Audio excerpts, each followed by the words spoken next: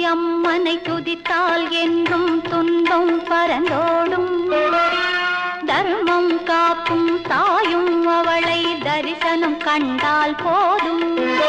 துர்க்கை அம்மனை துதித்தால் என்றும் துன்பம் பறந்தோடும்.